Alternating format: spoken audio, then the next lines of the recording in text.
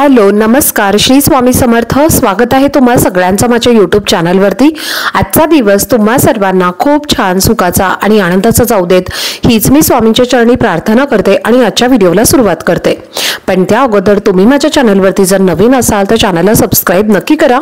त्याचबरोबर कमेंटमध्ये श्री स्वामी समर्थ लिहायला अजिबात विसरू नका। प्रत्येक महिन्यामध्ये शिवरात्री येत असते, म्हणजे 12 महिन्यामध्ये एक शिवरात्री येते। तर त्यापैकी फेब्रुवारी महिन्यात किंवा मार्च महिन्यामध्ये येणारी महाशिवरात्री ही अतिशय महत्त्वाची शिवरात्री मानली जाते। तर या दिवशी भगवान शिवांचा विवाह देवी पार्वतीशी झाला होता। महाशिवरात्रीच्या दिवशी भगवान शिव आणि त्यांची पत्नी पार्वती यांची पूजा केली जाते आणि यासोबतच व्रत सुद्धा केलं जातं। तर महाशिवरात्रीचा हा सण भारतासह जगभरामध्ये सुद्धा मोठ्या उत्साहाने आणि आनंदाने साजरा केला जातो। उदय तिथीनुसार 8 मार्च 2024 रोजी महाशिवरात्री ही साजरी केली जाणार आहे। तर या दिवशी महादेवांना प्रसन्न करून घेण्यासाठी घरामध्ये सेवा आणि उपासना करायच्या आहेत आणि यासोबतच काही उपाय सुद्धा आपल्याला करायचे आहेत। तर आजच्या व्हिडिओमध्ये तुमच्यासोबत मी एक अतिशय महत्त्वाचा आणि प्रभावशाली उपाय शेअर करणार आहे। तर या उपायामध्ये तुम्हाला अशा एका झाडाला स्पर्श करायचा आहे। या झाडाला तुम्ही जर स्पर्श केला तर तुमच्या घरामध्ये अखंड लक्ष्मी कृपा होईल आणि घरामध्ये जर जे काही तुमच्या दारिद्र्य असेल, गरिबी असेल तर ती सुद्धा संपूर्णपणे नष्ट होईल। तर असा हा एक उपाय तुमच्यासोबत मी आजच्या व्हिडिओमध्ये शेअर करणार आहे, जो तुम्हाला महाशिवरात्रीच्या दिवशी करायचा आहे। कोणत्या वेळेमध्ये तुम्हाला या झाडाला स्पर्श करायचा आहे याविषयीची संपूर्ण माहिती तुमच्यासोबत मी आजच्या व्हिडिओमध्ये शेअर करणार आहे। त्यामुळे व्हिडिओ हा स्किप न करता शेवटपर्यंत नक्की पहा, जेणेकरून तुमच्यापर्यंत योग्य ती माहिती पोहोचेल। आणि तुम्ही माझ्या चॅनलवरती जर नवीन असाल तर असेच माहितीपूर्ण व्हिडिओ पाहण्यासाठी चॅनलला पण लगेच सबस्क्राइब करा आणि बेल आयकॉनला पण प्रेस करा, म्हणजे मी जेव्हाही नवीन व्हिडिओज अपलोड करेन त्याचं नोटिफिकेशन सर्वात आधी तुम्हाला मिळेल आणि तुमचा एकही व्हिडिओ हा मिस होणार नाही। तर महाशिवरात्रीचा हा सण अतिशय महत्त्वाचा सण मानला जातो। महाशिवरात्रीच्या दिवशी महादेवांनी देवी पार्वती सोबत विवाह केला होता। मान्यतेनुसार महाशिवरात्रीच्या दिवशी भगवान शिव हे प्रथम प्रकट झाले होते। शिव हे ज्योतिर्लिंगाच्या रूपामध्ये प्रकट झाले होते। महाशिवरात्रीच्या दिवशी 64 वेगवेगळ्या ठिकाणी शिवलिंगाचे दर्शन झाले आणि या दिवशी त्यामुळे शिवांची पूजा केल्यामुळे सर्व संकट आपली दूर होतात अशी मान्यता आहे। तर देवांचे देव महादेव हे शंकर, महेश, महाकाल, शिव, भोलेनाथ अशा विविध नावांनी पूजले जातात। भोलेनाथ हे नावाप्रमाणे अतिशय साधे आणि भोळे आहेत। साधे जल सुद्धा अर्पण केले तरी सुद्धा ते आपल्यावरती प्रसन्न होत असतात। तर महाशिवरात्रीला महादेवांची विशेष पूजा केली पाहिजे आणि महाशिवरात्रीला विधिवत पूजा केल्यामुळे अनेक पटीने आपल्याला फळ सुद्धा मिळत असते। मान्यतेनुसार या दिवशी पृथ्वी तलावरती प्रत्येक शिवलिंगामध्ये महादेवांचा साक्षात वास असतो आणि त्यामुळे या दिवशी केलेल्या पूजेचे विशेष महत्त्व असते। त्यानुसार महाशिवरात्रीच्या दिवशी सकाळी लवकर उठून आपल्याला स्नान वगैरे करून महादेवांच्या समोर व्रताचा संकल्प घ्यायचा आहे आणि या दिवशी पांढरे वस्त्र आपल्याला परिधान करायचं आहे। यासोबतच सूर्यदेवाला जल सुद्धा आपल्याला अर्पण करायचं आहे, म्हणजे अर्घ्य आपल्याला द्यायचं आहे। आणि तुम्हाला शक्य असेल तर निर्जला व्रत तुम्हाला या दिवशी करायचं आहे किंवा तुम्ही फलाहार घेऊन सुद्धा हे व्रत करू शकता। अगदी ज्यांना व्रत करणं शक्य नाही तर त्यांनी ओम नमः शिवाय या मंत्राचा जप आपल्या मनामध्ये केला तरी सुद्धा चालेल। तरी सुद्धा आपल्याला या व्रताचं संपूर्ण फळ हे मिळू शकतं। महादेवांची पूजा करताना सर्वप्रथम महादेवांना आपल्याला पंचामृताने स्नान घालायचं आहे। त्याचप्रमाणे चंदनाचा तिलक लावायचा आहे आणि बेलपत्र सुद्धा आपल्याला अर्पण करायचं आहे। धोत्राचा फूल, फळ हे सुद्धा आपल्याला अर्पण करायचं आहे। या दिवशी 3 वेलची आणि धतुरा, याचबरोबर जायफळ, कमळाची फुलं, फळं, मिठाई, अत्तर, दक्षिणा आपल्याला या दिवशी अर्पण करायचं आहेत आणि शेवटी आरती करत असताना आपल्याला केशराची खीर अर्पण करून सर्वांना प्रसादाचा वाटप करायचा आहे। ही सेवा करून झाल्यानंतर महाशिवरात्रीच्या दिवशी तुम्हाला काही झाडांना स्पर्श देखील करायचा आहे। तर याविषयीची आपण आता माहिती जाणून घेऊयात। तर धार्मिक श्रद्धेनुसार अशी काही झाडं आहेत जी पूजा करण्यासाठी अत्यंत महत्त्वाची आणि पवित्र मानली जातात। तर अशा 5 झाडांबद्दल तुमच्यासोबत मी माहिती शेअर करणार आहे। तर 5 झाडांची या पूजा केल्यामुळे तुम्ही श्रीमंत आणि समृद्ध जीवन जगू शकता।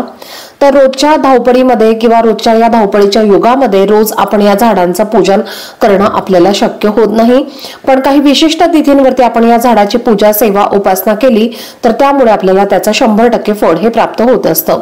त्यामुळे आपल्या घरामध्ये असलेलं दुःख, दारिद्र्य हे संपूर्णपणे नष्ट होत असतं। तर महाशिवरात्रीच्या दिवशी ज्या पहिल्या झाडाला तुम्हाला स्पर्श करायचा आहे ते म्हणजे धोत्र्याचं झाड। तर या धोत्राच्या झाडाचं फूल किंवा फळ हे महादेवांना तुम्हाला अर्पण करायचं आहे। तर बघा, महादेवांना धोत्र्याचं फूल आणि बेलाची पानं ही अत्यंत प्रिय आहेत आणि त्यामुळे त्यांना ती अर्पण केली जातात आणि हे अर्पण केल्यामुळे महादेव हे आपल्यावरती लवकर प्रसन्न होत असतात। त्यामुळे संपूर्ण पूजेमध्ये धोत्र्याचं फूल फळ हे असणं अनिवार्य आहे। धोत्र्याचं फळ किंवा फूल तुम्ही तुमच्या देवघरातील शिवलिंगावरती सुद्धा अर्पण करू शकता किंवा जर तुम्हाला महाशिवरात्रीच्या दिवशी जवळच महादेवाचे मंदिर असेल तर तिथे जर तुम्हाला जाणं शक्य झालं तर तिथे जाऊन सुद्धा तुम्ही हे फळ आणि फूल महादेवांना अर्पण करू शकता। महादेवांच्या पूजेमध्ये धोत्र्याच्या फुलाला अतिशय महत्त्व दिलं जातं। तर हे धोत्र्याचं फूल महादेवांना अर्पण केल्यामुळे तुमची रखडलेली कामं देखील पूर्ण होतात आणि धोत्र्याचं फूल हे महादेवांना अर्पण करण्यामागे एक पौराणिक कथा सुद्धा सांगितली आहे। असं म्हटलं जातं की समुद्र मंथनाच्या वेळेस काही वस्तू बाहेर आल्या होत्या आणि त्यावेळेस दानवामध्ये वाद विवाद झाले होते। काही गोष्टी देवांनी वाटून घेतल्या आणि काही गोष्टी दानवांनी वाटून घेतल्या आणि ज्या वेळेस समुद्र मंथनातून हलाहल नावाचं विष बाहेर पडलं त्यावेळेस मात्र देव आणि दैत्य दोघांपैकी कोणीही हे विष प्राशन करण्यासाठी तयार नव्हते। त्यावेळेस देव आणि दैत्य विष घेऊन महादेवांच्या जवळ गेले आणि महादेवांनी संपूर्ण सृष्टीसाठी हे विषाचं प्राशन केलं, पण त्यांना शुद्धीवर आणण्यासाठी देवांनी आणि दैत्यांनी अनेक प्रयत्न केले आणि त्यानंतर त्यांच्या माथावरती ज्यावेळेस भांग आणि धोत्र्याचं फूल अर्पण केलं त्यावेळेस महादेवांना शुद्ध आली आणि तेव्हापासूनच महादेवांच्या पिंडीवरती भांग आणि धोत्र्याचं फूल किंवा फळ हे अर्पण केलं जातं। त्याशिवाय धोत्र्याचं फूल हे महादेवांना अर्पण करण्यामागे अजून एक पौराणिक कथा आहे।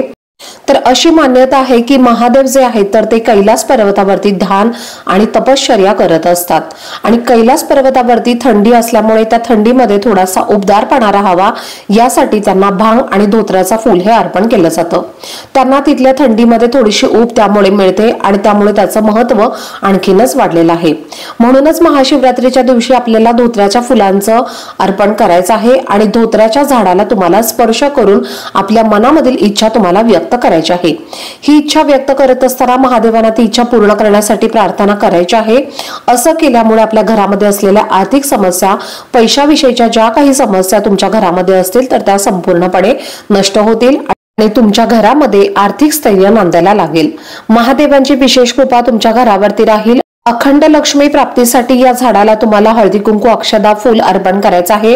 धूप दीपाने तुम्हाला ओवाळायचं आहे। शुद्ध गाईच्या तुपाचा दिवा तुम्हाला या झाडाखाली प्रज्वलित करायचा आहे। असं केल्यामुळे तुमच्या कठीणातील कठीण इच्छा या पूर्ण होतील।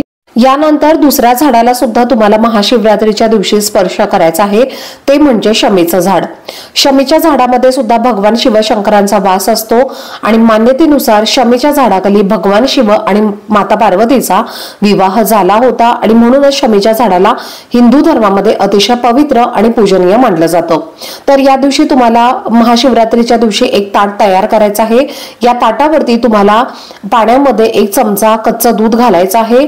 त्यानंतर हळदी कुंकू अक्षदा फूल धूप दीप तुम्हाला घ्यायचा आहे आणि हे पूजेचं ताट घेऊन तुम्हाला शमीच्या झाडाजवळ जायचं आहे। तिथे गेल्यानंतर झाडाचे पंचोपचारे पूजन तुम्हाला करायचं आहे आणि या झाडाला स्पर्श करून तुम्हाला तुमच्या मनातील इच्छा व्यक्त करायची आहे। धूप दीप ओवाळून घ्यायचा आहे आणि शुद्ध गाईच्या तुपाचा दिवा तुम्हाला या झाडाखाली प्रज्वलित करायचा आहे। असं केल्यामुळे तुमच्या कठीणातील कठीण इच्छा या पूर्ण होतील आणि महादेवांची विशेष कृपा सुद्धा तुम्हाला प्राप्त होईल। तर साक्षात महादेवांचा वास असलेल्या शमीच्या झाडाची पूजा केल्यामुळे त्यामध्ये असलेल्या दैवी शक्तींचा आशीर्वाद आणि लाभ आपल्याला मिळत असतात आणि आपल्या मनातल्या कठीणातील कठीण इच्छा या सुद्धा पूर्ण होत असतात। यासोबतच शमीच्या झाडाची पानं सुद्धा आपल्याला देवघरातील शिवलिंगावरती या दिवशी अर्पण करायचे आहेत, कारण एक शमीचं पान हे बेलपत्राच्या समान असतं आणि त्यामुळे जर तुम्हाला शमीचं पान मिळालं तर नक्की तुम्ही हे अर्पण करायचं आहे। हिंदू धर्मामध्ये शमीचं झाड हे अत्यंत पवित्र आणि पूजनीय मानलं जातं। ज्या वेळेस रावणाचा वध केला होता, वध करून आल्यानंतर सगळ्यात आधी शमीच्या झाडांची पूजा केली होती। दुसऱ्या कथेनुसार ज्या वेळेस पांडवाचा वनवास चालू होता त्यावेळेस त्यांनी शस्त्र ही शमीच्या झाडाखाली लपवून ठेवलेली होती आणि म्हणूनच शमीच्या झाडाला अनन्यसाधारण असं महत्त्व प्राप्त झालेलं आहे आणि शमीचं झाड हे अत्यंत पूजनीय सुद्धा मानलं गेलं आहे। शमीच्या झाडाची पूजा केल्यामुळे मोक्षाची प्राप्ती मिळते आणि जन्म मृत्यूच्या फेऱ्यामध्ये सुद्धा आपल्याला मुक्ती मिळते। शमीचं झाड हे वाईट शक्तींच्या विरुद्ध एका ढालीसारखं काम करतं, म्हणूनच शक्य असेल तर शमीचं एखादं छोटंसं रोप सुद्धा आपल्या घराच्या अंगणामध्ये आपल्याला लावायचं आहे। शमीच्या झाडाची पानं ही नकारात्मक शक्ती खेचून घेतात आणि त्यामुळे त्या घराचे आणि घरातील सर्व व्यक्तींचे संरक्षण करत असतात। शमीच्या झाडाची पूजा केल्यामुळे संतती प्राप्ती होते आणि ज्या स्त्रियांना बऱ्याच वर्षापासून मूलबाळ होत नाही त्यांनी महाशिवरात्रीच्या दिवशी शमीच्या झाडाची पूजन केल्यामुळे त्यांना मूलबाळ होऊ शकतं, संतती प्राप्ती होऊ शकते। यासोबतच शमीच्या झाडाची पूजा केल्यामुळे चांगलं आरोग्य आपल्याला लाभत असतं, धनधान्य सुख समृद्धी कशाचीही कमतरता राहत नाही। तर शमीच्या झाडाला अर्पण केलेलं पाणी पिल्यामुळे तुम्हाला चांगलं आरोग्य लाभतं, तुमच्या सर्व शारीरिक व्याधी या संपूर्णपणे नष्ट होतात, आर्थिक भरभराट होते, घरामध्ये अखंड लक्ष्मी प्राप्ती होते। तर त्यासाठी शमीच्या झाडाला तुम्हाला महाशिवरात्रीच्या दिवशी स्पर्श करायचा आहे। त्यानंतर तुळशीच्या पूजनाला सुद्धा या दिवशी तितकंच महत्त्व आहे। तर शमीच्या झाडाच्या पूजन तुम्ही करू शकता, रोज तुम्हाला शक्य नसेल तर किमान महाशिवरात्रीच्या दिवशी तरी तुम्हाला या झाडाचे पूजन करून देवी लक्ष्मीची सुद्धा तुम्हाला कृपा प्राप्त करून घेऊ शकता। आपल्याला बेलाच्या झाडाला सुद्धा स्पर्श करायचा आहे। बघा, महाशिवरात्रीच्या दिवशी बेलपत्राचं किती महत्त्व आहे हे तुम्हाला वेगळं सांगायची गरज नाहीये। आपल्या हिंदू धर्मामध्ये बेलाचं झाड हे अतिशय आश्वासक आणि दैवी झाड मानलं जातं। विशेषतः भगवान शिवशंकरांना बेलाचं झाड हे अतिशय प्रिय आहे। तर बेलाच्या पानांमध्ये ब्रह्मा विष्णू महेश यांचा वास असतो अशी मान्यता आहे। त्यामुळे हे जे बेलाचे पान आहे तर ते ब्रह्मा विष्णू महेश यांचं तीन हे आपल्याला प्रतीक असल्याचं सूचित करतं। तीन डोळे म्हणजे बुद्धी, ज्ञान आणि निर्णय क्षमता अशी मान्यता आहे। शिव महापुराणामध्ये सुद्धा बेलाच्या झाडाचे पूजेचे विशेष महत्त्व सांगितलं गेलं आहे। त्यामुळे या बेलाच्या झाडाचे पूजन हे देवी देवता हे सुद्धा करत असतात, इतकं महत्त्व या बेलाच्या झाडाला आहे। पुराणामध्ये जो कोणी भक्तिभावाने बेलपत्र महादेवांना अर्पण करतो त्याचे सर्व संकट दुःख महादेव दूर करतात आणि बेलाचं पान हे महादेवांची ऊर्जा आपल्याकडे आकर्षित करत असतात। यासोबतच तुम्हाला नोकरी व्यवसायामध्ये काही समस्या असतील तर नोकरी प्राप्तीसाठी तुम्ही प्रयत्न करत असाल तर बेलाच्या झाडाची पूजा केल्यामुळे तुम्हाला नोकरी प्राप्तीचे योग जुळून येतात आणि त्याचप्रमाणे अकाल मृत्यूपासून सुद्धा आपले रक्षण होत असतं। त्यासाठी आपल्याला महाशिवरात्रीच्या दिवशी बेलाच्या झाडाचं सुद्धा पूजन करायचं आहे आणि महाशिवरात्रीच्या दिवशी बेलाच्या झाडाचे पूजन करत असताना थोड्याशा अक्षदा तुम्हाला घ्यायच्या आहेत आणि या अखंड अक्षदा तुम्हाला घ्यायच्या आहेत आणि या बेलाच्या झाडाला तुम्हाला अर्पण करायच्या आहेत। त्यानंतर शुद्ध गाईच्या तुपाचा दिवा सुद्धा प्रज्वलित करायचा आहे। या दिव्यामध्ये तुम्हाला 2 वाती घालायच्या आहेत आणि हा दिवा तुम्हाला बेलाच्या झाडाखाली प्रज्वलित करून तुमच्या मनामधील इच्छा तुम्हाला व्यक्त करायची आहे। त्यानंतर बेलाच्या झाडाला तुम्हाला प्रदक्षिणा घालायच्या आहेत, 11 प्रदक्षिणा तुम्हाला घालायच्या आहेत। पुरुषांनी प्रदक्षिणा घालत असताना ओम नमः शिवाय या मंत्राचा जप करायचा आहे आणि स्त्रियांनी नमः शिवाय या मंत्राचा जप करायचा आहे। यानंतर पुढचं पवित्र झाड आहे ते म्हणजे औदुंबराचं झाड, ज्याला आपण उंबराचं झाड असं सुद्धा म्हणतो। तर महाशिवरात्रीच्या दिवशी उंबराच्या झाडाचे सुद्धा आपल्याला पूजन करायचं आहे। औदुंबराचं झाड हे दत्तगुरूंना अतिशय प्रिय आहे आणि त्यामुळे उंबराच्या झाडाचं पूजन जो कोणी करतो त्यांना श्री हरी विष्णू आणि देवी लक्ष्मीचे आशीर्वाद मिळतात आणि त्यांच्या घरामध्ये असलेले दुःख दारिद्र्य हे सुद्धा संपूर्ण नष्ट होतं। घरामध्ये लक्ष्मी स्थिर राहते आणि आलेली लक्ष्मी नांदायला सुरुवात होते। त्यामुळे या झाडाचा संबंध शुक्र ग्रहाशी आहे।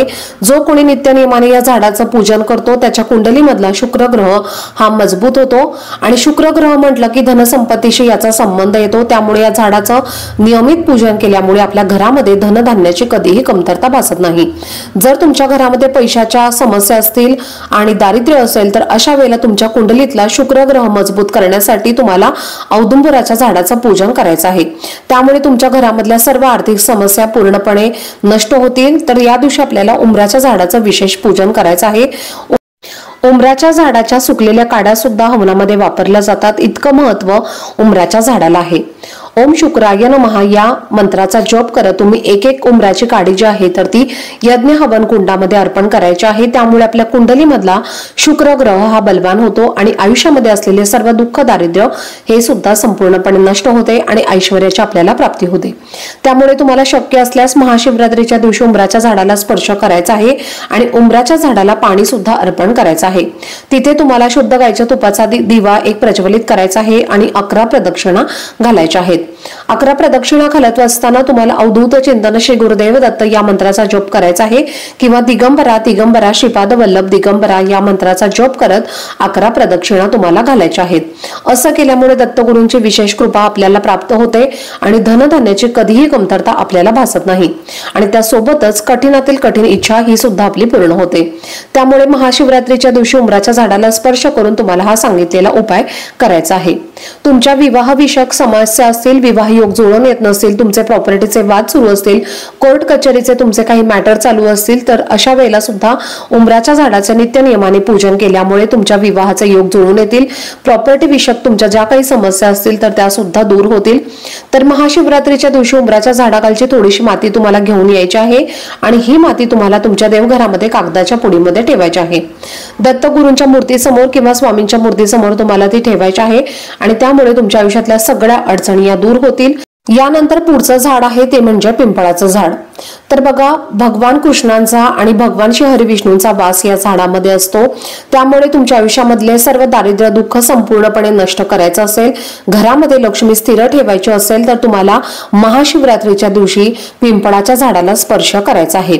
आपल्याला महाशिवरात्रीच्या दिवशी पिंपळाच्या झाडाचं पूजन सुद्धा करायचं आहे आणि भगवान श्री हरिविष्णू आणि माता लक्ष्मी ही सुद्धा यामुळे तुमच्यावरती प्रसन्न होतील आणि त्यामुळे तुम्हाला सुख सौभाग्याची प्राप्ती होईल. ब्रह्मपुराणामध्ये 118व्या अध्यायामध्ये सुद्धा सांगितलं आहे की जो कोणी पिंपळाच्या झाडाचं नियमितपणे पूजन करेल, शनिवारी पिंपळाच्या झाडाखाली दिवा प्रज्वलित करेल, त्यावरती शनिदेवांची अवकृपा कधीही होणार नाही. आणि स्वतः शनिदेवानी असं वरदान भक्तांना दिलं होतं की जो कोणी पिंपळाच्या झाडाची पूजा करेल त्याच्यावरती सदैव माझी कृपा राहील आणि सर्व शनी दोषांपासून सुद्धा मुक्तता होईल. म्हणूनच आपल्याला महाशिवरात्रीच्या दिवशी पिंपळाच्या झाडाचं पूजन करायचं आहे. हिंदू धर्मामध्ये पिंपळाचं झाड हे अत्यंत पवित्र आणि पूजनीय मानले जातं. तर महाशिवरात्रीच्या दिवशी आपल्याला पिंपळाच्या झाडाला स्पर्श करायचा आहे.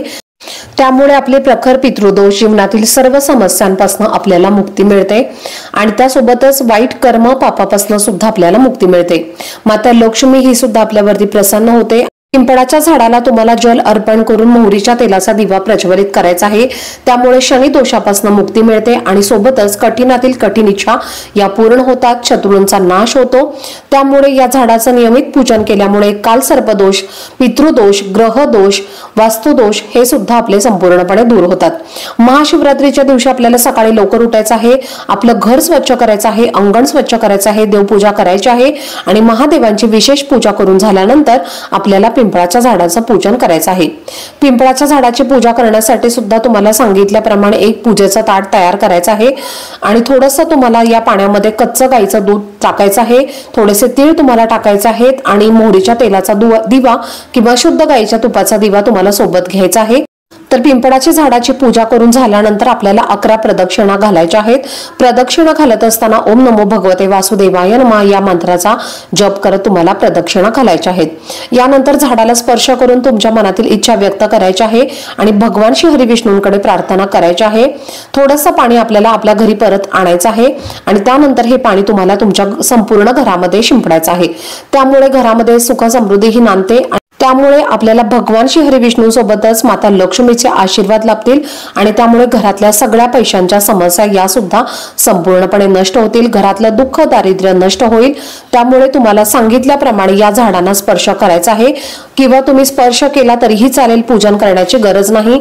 जे काही झाड तुमच्या घराच्या आजूबाजूला आहे असेल तर त्या झाडाचं तुम्हाला पूजन करायचं आहे आणि स्पर्श करायचा आहे आणि सांगितल्याप्रमाणे तुम्हाला हा उपाय करायचा आहे. तर चला, झालेली सेवा ही मी स्वामी महाराजांच्या चरणी रुजू करते. आजचा व्हिडिओ जर तुम्हाला आवडला असेल, हेल्पफुल वाटला असेल तर नक्कीच व्हिडिओला लाईक करा आणि चॅनलला पण नक्की सबस्क्राईब करा, शेअर करा तुमच्या फ्रेंड्स आणि फॅमिली सोबत. भेटूयात पुढच्या व्हिडिओमध्ये. तोपर्यंत सर्वांना श्री स्वामी समर्थ.